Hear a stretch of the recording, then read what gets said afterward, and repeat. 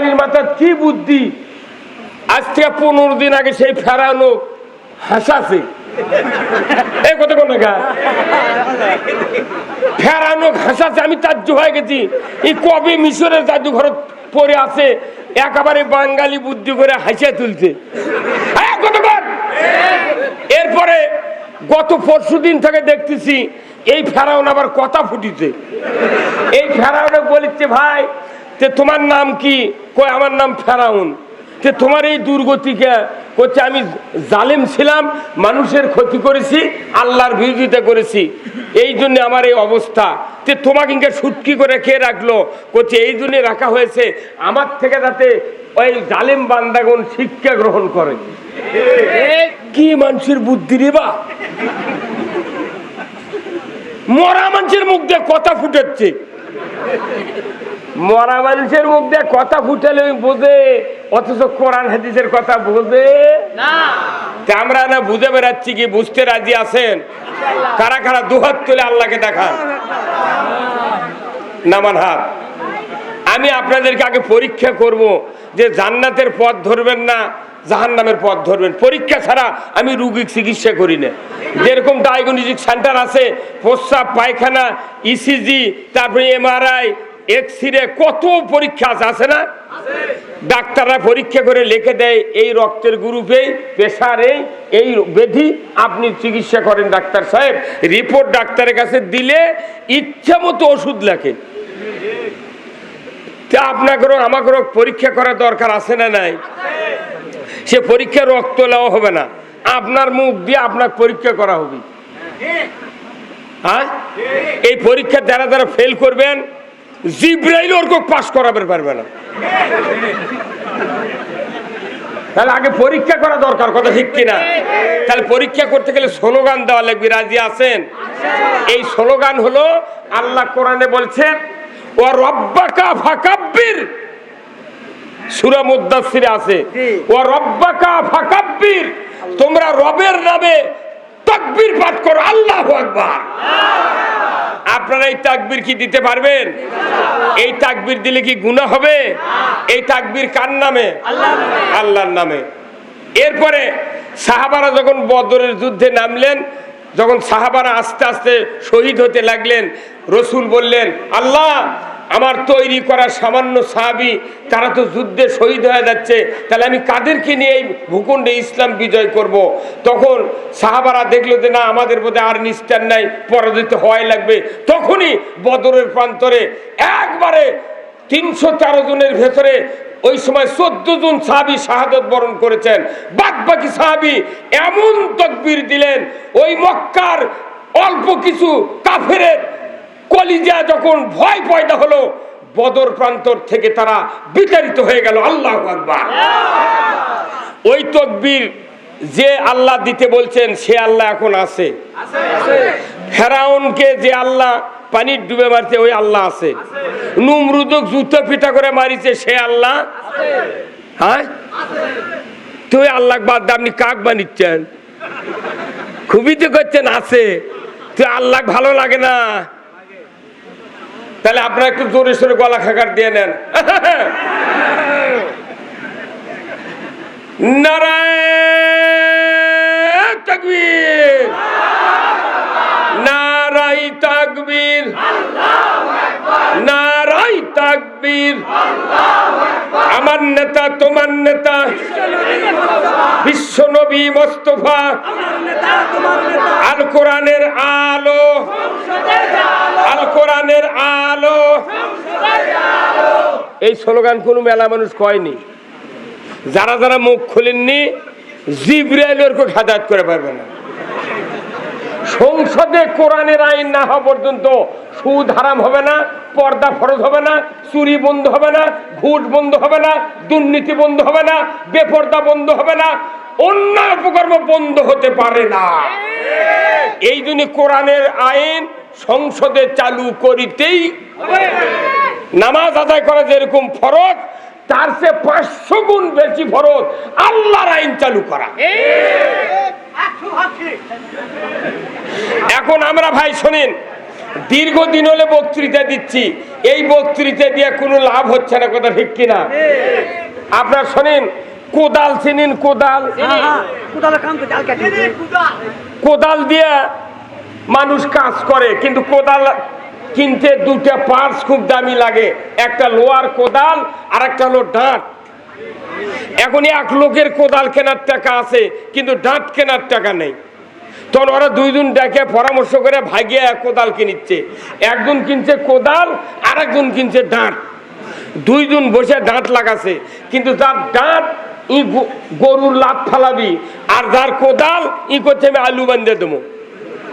এই দুইজন সকালে মারামারি লাগে, ডাঁটালা ডাঁট ধরছে, কোদালালা কোদাল ধরছে। ডাঁটের দাম বেশি না কোদালের দাম বেশি? হ্যাঁ, কোদালের দাম বেশি। কোদালালা বেশি টাকাতে কোদাল কিনে কোদালিংকে করে ধরছে, আর ডাঁটের দাম কম। ওই ডাঁট ধরে ঝাঁকি মারছে, কোদালালার হাতের থেকে কোদাল ফসকে গেছে, যায় ওই কোদাল দিয়ে ওই কোদালালার মাথাতে কোপ মারছে। হ্যাঁ, কতক্ষণ কোদালার মাথা। আমাকে বাংলাদেশের যতগুলো বক্তৃতা, জুমার নামাজ, ঈদের নামাজ, কুরবানি, হজ, উমরা, তসবিহ, তাহলিল, জিকির, আজকার যত আছে, এগুলো সব কোদাল। এগুলো কি? আর রাষ্ট্র শক্তি হলো ডাঁট। আমরা খালি কোদাল নিয়ে খালি ঘুরিচ্ছি দেশত। এই 60 বছর হলে কোদাল নিয়ে সাইদি ঘুরিছে, 40 বছর হলে যুক্তিবাদী ঘুরিচ্ছি, বজলুর রশিদ ঘুরিচ্ছি। বাংলাদেশের মোট বক্তা মুলবিরা জুম্মাত সব কোদালের বক্তৃতা দিচ্ছি, কিন্তু ডাঁট আছে ওই সংসদে। এই কথা কন না, আমরা খালি কোদালের বক্তৃতা দিচ্ছি আর ডাঁট দিচ্ছি ভোটের সময় একজনের হাতত। আমরা তখন বলি না, এই কোদাল দিয়ে সুদ কাটা হবে না, এই কোদাল দিয়ে বেপর্দা করা চলবে না, মহিলার বল খেলা চলবে না। কিন্তু ওরা করছে তুই কত কবু ক, 5 বছর পর তখন ক্ষমতা পাবো, এই ডাঁট ধরে কারিয়ে নিয়ে কোদাল তোর কোল দেখতে পারবো। এই কথা বল না আপনারা। এই বাংলাদেশের পরিস্থিতি এইরকম হচ্ছে না নাই? আপনারা কি সারা জীবন ওই কোদালালার সাথে মারামারি করবেন না ডাঁট নিবেন? ডাঁট হলো সবচেয়ে হাতিয়ার, সেটা হলো রাষ্ট্রশক্তি। বাংলাদেশে আগামী দিনে আমরা ইসলামকে ক্ষমতায় বসাতে চাই। ইসলাম ক্ষমতায় না দেওয়া পর্যন্ত এই পৃথিবীতে জিবরাইলও যদি আসে 1 ইঞ্চি জায়গা শান্তি কায়েম করতে পারবে না, পারবে না, পারবে না। এখন ইসলামটা কি বলেন তো? ইসলাম মানে কি? নো, ইসলাম মানে শান্তি নয়, আনুগত্য নয়। ইসলাম অর্থ হলো জীবন ব্যবস্থা, কোড অফ লাইফ। আনুগত্য খুবই করেছি, বাকি বিয়ে করে ছুঁয়ে আসে করছে আনুগত্য করি। কোথায় আছে বাকি মুন্সিকের বিয়ে পড়ানো আছে? কোথায় আছে? মিথ্যা কথা কয়, বাংলাদেশে মোট বিয়ে পড়ানো হচ্ছে। এত টাকা নগদ, এত বাকি, চাহিদা মাত্র দিতে বাধ্য থাকিবে। এই অঙ্গীকারে তোমাকে শাদী করতে আসিয়াছে, তুমি তাকে স্বামিত্বে কবুল করো। কি চাপ দিচ্ছে, মিশা কথা গাইছে করতে আনুগত্য। ইসলাম মানে আনুগত্য। ইসলাম মানে হলো জীবন ব্যবস্থা। ইসলাম মানে জীবন ব্যবস্থা। এই জীবন ব্যবস্থা মানলে শান্তি, না মানলে অশান্তি। বাংলাদেশে যখন পূর্ব পাকিস্তান ছিল, 24 বছর ইসলাম কায়েমের কথা বলে পাকিস্তান আন্দোলন করেছিল আলেম ওলামারা। কায়েদে আজম জিন্নাহ মুসলমানের সাথে গাদ্দারি করে ইসলামকে ক্ষমতায় না বসে তারা এমন একটা আইন তৈরি করে জাতিকে শাসন করেছে। আমার পূর্ব পাকিস্তানকে তারা শোষণ করেছিল, ধরে বল ঠিক কিনা? ব্রিটিশ কাফেরের আইন দিয়ে 190 বছর এই ভারতবর্ষ শাসন করেছে, শান্তি হয় নাই। 54 বছর বাংলাদেশে 17টা প্রধানমন্ত্রী গেছে নিজস্ব বাপদাদার আইন তৈরি করে। এই মুরব্বি কথা বলে না, আপনি বাপদাদার আইন তৈরি করে আপনি মানে জান্নাত যাবেন, এটা পাগলের বুদ্ধি। কতক্ষণ কার আইন মানা লাগবে? তাহলে জীবন ব্যবস্থা হলো আল্লাহর আইন। এই আল্লাহর আইন যারা মানবে, আল্লাহ বলেছেন তারা মুসলমান। আর যারা মুসলমান হবে তারা মৃত্যুর পর আল্লাহর জান্নাতে যাবে। ধরে কোন আল্লাহু আকবার।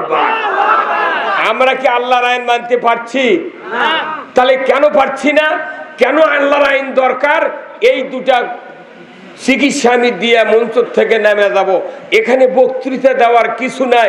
আজকে এই বেগুন গ্রামের মানুষের জন্য আল্লাহর পক্ষ থেকে একটা রহমতের দরজা খুলে দেওয়া হয়েছে। গতকালকে কি আবহাওয়া, তার আগের দিন কি, তার আগের দিন কি, আর আজকে কি। আল্লাহ ইচ্ছে করলে মুসুলধারে পানি দিবার পারে না। গতকালকে আমার প্রোগ্রাম ছিল বাঁকড়াতে, একটা প্রোগ্রাম ছিল। আমি দোয়া করেছি, আল্লাহ আগামীকাল আইয়ুব আলী আনসারীর ছোট্ট একটা গ্রাম, যে গ্রামের সাথে তরকারির সম্পর্ক,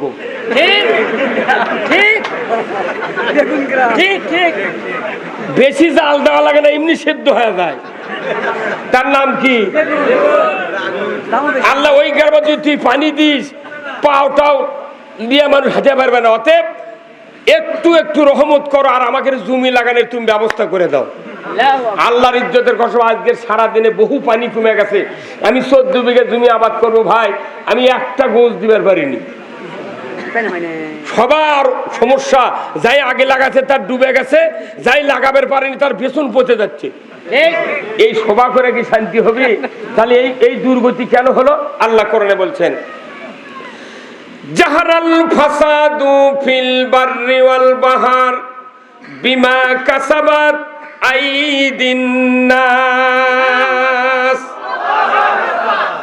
ও দুনিয়ার মানুষেরা, আসমান আর জমিনের ভিতরে যত অবিচার, অনাচার, দুর্ভিক্ষ, ভূমিকম্প, বন্যা, সাইক্লোন, আইলা, নার্গিস, যত রকমের সমস্যা, সব কিছুর মূলে বান্দা তোমাদের দুই হাতে গড়া কাজের ফল। দুই হাত যদি তোমরা ভালো করতে পারো, পৃথিবীর জমিনে আল্লাহ তাআলার পক্ষ থেকে শান্তি নেমে দেওয়া হবে। ধরে কোন আল্লাহু আকবার। নামাজ রোজার কথা একটু বন্ধ হোক, পরে হোক, কিন্তু হাত আগে ভালো করা লাগবে। কি করা লাগবে? হাত যদি ভালো হয়, বাংলাদেশ 5 মিনিটের ভিতরে আল্লাহ তাআলা শান্তির দরজা খুলে দিবেন। হাত ভালো মানে কি? এই হাতের এত দাম। ডান হাতত থাকে সিল, বাম হাতত থাকে ব্যালট। এই ব্যালট দিয়ে যদি 60 বছর আগে বাংলাদেশে কোরআনের রাজ কায়েম করা হতো, আমার দেশে জিন্দেগিতে যুবতী মহিলা দিয়া বল খেলা হতো না। আমরা বক্তৃতা করছি, মেয়ে মহিলা তুমি বল খেলো কেন? তোর হাতত ক্ষমতা আছে, তোর চিল্লাই মরা লাগবি। কত কোন আমরা যদি বলি সুদে করে টাকা হারাম, আমরা সুদের বিরুদ্ধে বক্তৃতা করি, যারা সুদ চালু করেছে ওরা রাগ করে আমাদেরকে জেলত তোলে ধরে ধরে। কি? তাহলে জাহারাল ফাসাদু ফিল বাররি ওয়াল বাহার, জমিনে যত অঘটন ঘটে, বান্দা তোমাদের দুই হাতে করা কাজের ফল। আপনি আমার যদি দুটা হাত ভালো করতে চাই, ভালো করতে পারি, বাংলাদেশে 5 মিনিটের ভিতরে কোরআনের পার্লামেন্ট কায়েম হবে। কোরআনের পার্লামেন্ট কায়েম হলে দুনিয়ার শান্তি। আল্লাহ তাআলা কোরআনে বলছেন, লা ফাতাহানা আলাইহিম বারাকাতুম মিনাস সামাই ওয়াল আরদ। আসমান জমিনের বরকতের দরজা তখনই খুলে দেব আমি আল্লাহ, যখন দেখব তোমরা দুনিয়ায় আমাকে ভয় করার নীতি কায়েম করেছো। আমাদের বাংলাদেশকে আল্লাহ ভয় করার কোন আইন আছে? হুজুর আসেন কথা কোন আপনি আল্লাহ দোকানকে মুখ নাই। বাংলাদেশকে আল্লাহ ভয় করার কোন আইন আছে? আইন নাই। প্রথম ছিল 1 কেজি পাথর, তারপরে তার আগে ছিল কাঁচির 500 আছেন না, তারপরে আসলো পাখির 80 ওজন, তারপরে আসলো কাঁটা, তারপরে আসলো মিষ্টি মাপা কাঁটা, দুই দিকে পাল্লা ছোট ছোট কাঁটা আসলো, তারপরে আসলো মিটার, তারপরে কি এই মাপত কম দেওয়া আর বেশি লওয়া কি কম হচ্ছে? কম হচ্ছে, আরো চুরি বেশি হচ্ছে। খালি যদি হাফ কেজি কম হয় বস্তা, ওই 2 কেজি কম ধরে। আর যদি মিটারের মাপের লেগে বুড়ে লোক দিয়ে আনা চাইতে ধরে 6 কেজি ধান বেশি দেয়। হয় না? এগুলা দুর্নীতি বন্ধ করতে গেলে আগে হাত ভালো করা লাগবে। যারা ইমানদার তাদের দায়িত্ব এই পৃথিবীতে কোরআনের পার্লামেন্টের পক্ষে জীবন তৈরি করা। এই কথা কার? আল্লাহ। তাহলে হাত ভালো আগে করা দরকার ছিল না? আমার রাস্তা লাগবে না, কারেন্ট লাগবে না, কিচ্ছু লাগবে না, সরকার যদি আইন করে এই হাত দিয়ে ভালো লোক ভোট দেওয়া লাগবে, উই বেকারে ভোট দিবি। কিন্তু আপনি ভোট চুরি করে আমার করছেন কোনো কথা কব না, খালি দেখা চলবি, শোনা চলবি, কোয়া দেবে না।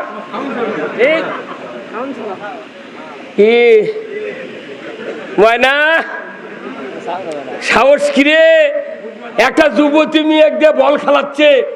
আফসোস, যে দেশে শতকরা 87% মুসলমানের দাবিদার, সেই দেশে ইন্টারের ছাত্রী, ক্লাস 10-এর ছাত্রী, 9-এর ছাত্রী, 8-এর ছাত্রী গোলাপ, তাদেরকে দিয়ে বাংলাদেশে বল খেলানো হয়।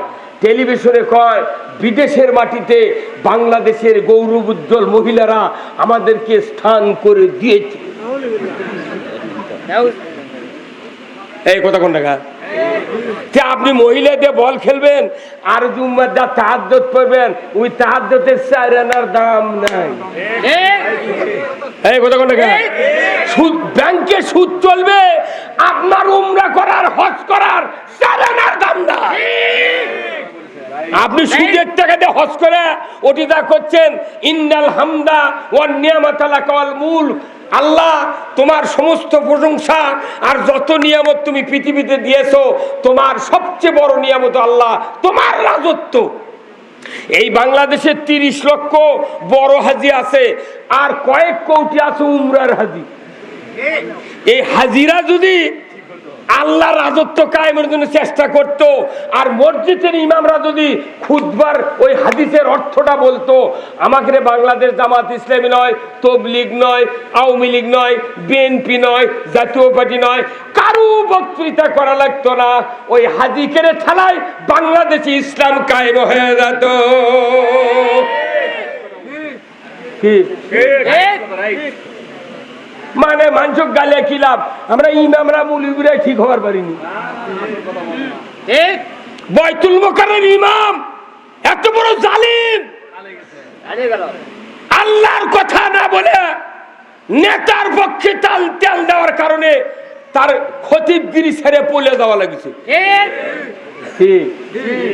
অথচ খুতবা ওখানে যেটা পড়েছে আপনাকে মসজিদে গতকালকে সেই খুতবা পাঠ করছে।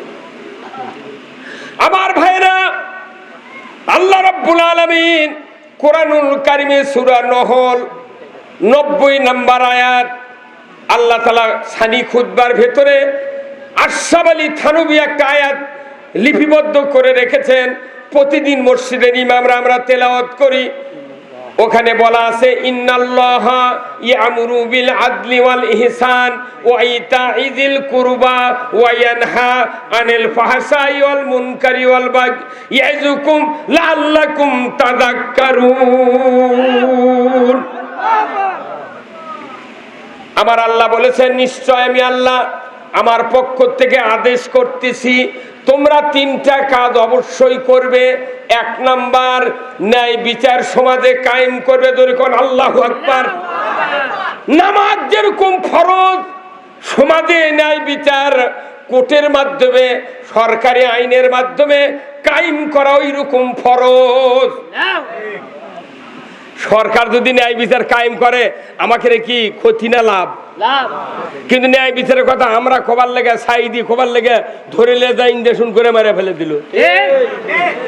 তোরা খবর লাগবি কে? আমরা কি জানি না? আমরা মুসলমান লই কথা কর ময়না। ন্যায় বিচার কায়েম করা ফরজ কে করেছেন? আল্লাহ কোরআনে বলছেন সূরা বাকারায়, ইয়া আইয়ুহাল্লাযীনা আমানু কুতিবা আলাইকুমুল কিসাসু ফিল কতলা। ও দুনিয়ার ইমানদারেরা, তোমাদের উপর কোরআন ভিত্তিক আদালত ব্যবস্থা কায়েম করা ফরজ করা হয়েছে। জোরে কোন আল্লাহু আকবার। রোজা ফরজ করেছেন কে? আল্লাহর আইন কায়েম করা ফরজ করেছেন কে? ইসলাম বিজয়ের জন্য প্রাণান্তকর সংগ্রাম করতে হবে। কুতিবা আলাইকুমুল কিতালু ওয়া হুয়া কুরহুল লাকুম, প্রাণান্তকর সংগ্রাম তোমাদের উপর ফরজ করা হয়েছে, অথচ তোমাদের কাছে এটা অপ্রীতিকর। বলুন তো, একই কায়দায় রোজা ফরজ, একই কায়দায় সংগ্রাম ফরজ, একই কায়দায় আদালত ব্যবস্থা কায়েম করা ফরজ। তাম বাংলাদেশের যত রাজনৈতিক দল আছে, ধর্মীয় দল আছে, মহিলা আছে, পুরুষ আছে, সবাই রোজার পক্ষে ধরে, বলুন ঠিক কিনা? কিন্তু যখন কোরআনের আইনের কথা বলা হয় তখন উদ্ভট কথাগুলি বলে এদেশে কোরআন আইন কায়েমের বাধা দেয়। এখন যারা বাধা দেয় তাদের অবস্থা কি? সূরা নহলের কথা শুনলেন, তিনটা কাজ করতে হবে। এক নাম্বার, ন্যায় বিচার করতে হবে, ইনসাফ ভিত্তিক সমাজ কায়েম করতে হবে, আর আত্মীয় স্বজনের সাথে সদ্ব্যবহার করতে হবে। পিতার সাথে ছেলের যে সম্পর্ক, এই সম্পর্ক মৃত্যু পর্যন্ত অক্ষুণ্ণ রাখতে হবে। বড় ভাই হিসেবে বোনের সাথে যে জমি নিয়ে গন্ডগোল, ওই বোনকে 1 শতক মাটি কম দেওয়া যাবে না। এই বক্তৃতা প্রতিদিন শুক্রবার মসজিদের ইমাম দেয়। ওই গাউতি মোট্টা সম্পত্তি বেটা করে লেখে দিয়ে বিটি করছে, মা তোর জন্য খালি দোয়া। এই 400 বার যদি হজ করে হজরে আসওয়াদ পাথর গিলাও খায় আসে, এই জীবনে জান্নাতে যাবার পারবে না। গোল্ডেন পেনের সিগনেচার দেবো, ফাজলামো নাকি? এই দেশে ইসলাম কায়েম হলে কোন ভাই, কোন পিতা সন্তানের হক নষ্ট করতে পারবে না, পারবে না। এই 3টা আদেশ কে দিয়েছেন? আল্লাহ। এরপরে 4টা কাজ করেছেন। আল্লাহ বলেছেন এটার ধারে কাছে যাওয়া যাবে না। ফাহশাই ওয়াল মুনকার, খারাপ কাজ, হারাম কাজ, অশ্লীলতা, গর্হিত, হারাম, এই 4টা কাজের ধারে কাছে যাওয়া যাবে না। সরকার কর্তৃক যদি এই আয়াতের ভাষ্যকার যদি প্রধানমন্ত্রী, মন্ত্রী পরিষদ থেকে যদি সমাজে চালু করা হতো, ওই ইমাম সাহেব বক্তব্য দেওয়ার সাথে সাথে মুসল্লির কলিজার ভিতরে আল্লাহর ভয় পয়দা হতো। এত বক্তৃতা দিচ্ছি, ভয় কেন পয়দা হয় না? কারণ আল্লাহর আইন সরকারের দ্বারা এদেশে কায়েম নাই। আমরা মনে করেছি যে মুলিবরে এগুলো করছে, ওরা বানিয়ে বানিয়ে করছে। বেটা তুমি না পড়ে দেখো না, কে দোয়া কোনো তাই মুখস্থি করে পারিস নি? 40 বছর বেতের নামাজ পড়ছু, খালি আল্লাহ আকবর কা মুখ লড়াই, একটাও দোয়া কয় না। আর মাদ্রাসার ছোট ছোট বাচ্চারা 14টা ও আছে দোয়া কুনুত, এরা মুখস্থি করতে ঘাড়ের রক শুকে যাচ্ছে, তারপর ওরা সেদিন কোরআনের কথা করছে। আপনাদের এখানে হাফিজে মাদ্রাসা নাই? হ্যাঁ, আছে না নাই? হাফিজে মাদ্রাসা এইবার আমি কমপক্ষে 150 জনক পাগড়ি দিছি। যারা পাগড়ি পরায় শ্রোতারা তাকে থেকে দেখা, কি ভাগ্য রে, আমার ঘর তৈরি একটা বেটা হলে হাফেজ বানাতাম। মুখ লড়ায় আর মনে মনে আফসোস করে। আমি দুঃখ করি, দা হারে পাগলের দল, যে হাফেজের মাথার পাগড়ি দিতে বললেন আপনারা, আমরা তো দিলাম, কিন্তু বলেন তো যে হাফেজ কোরআনের পাগড়ি পালো, ওই হাফেজ আবার কামেল পাশ করে মদিনা ইউনিভার্সিটি, আজহার বিশ্ববিদ্যালয় থেকে তাফসিরের উপর ডক্টরেট করে তখন বাংলাদেশে আসে অন্যায়ের প্রতিবাদ করে। যারাই পাগড়ি পরায় তারাই ধরে নিয়ে যা জেলত তোলে। এই হুজুর কথা বলে, এই আপনি ওই দিক থেকে হুজুর সাদা, এটা কানত যাচ্ছে না? না, এরা জাতির সাথে প্রহসন। একদিকে হাফেজ বানায় আর একদিকে মামলা দিয়ে ঢুকায়, যাতে মানুষ মামলা খাওয়ার ভয়ে মাদ্রাসার যাতে না পড়ায়। সরকার যদি ইসলামী হয়, প্রত্যেকটা ছাত্র কোরআনের শিক্ষাকে কম্পালসরি করা হবে। আপনার ছেলে ভার্সিটির ছাত্র, আপনি মারা যাওয়ার পর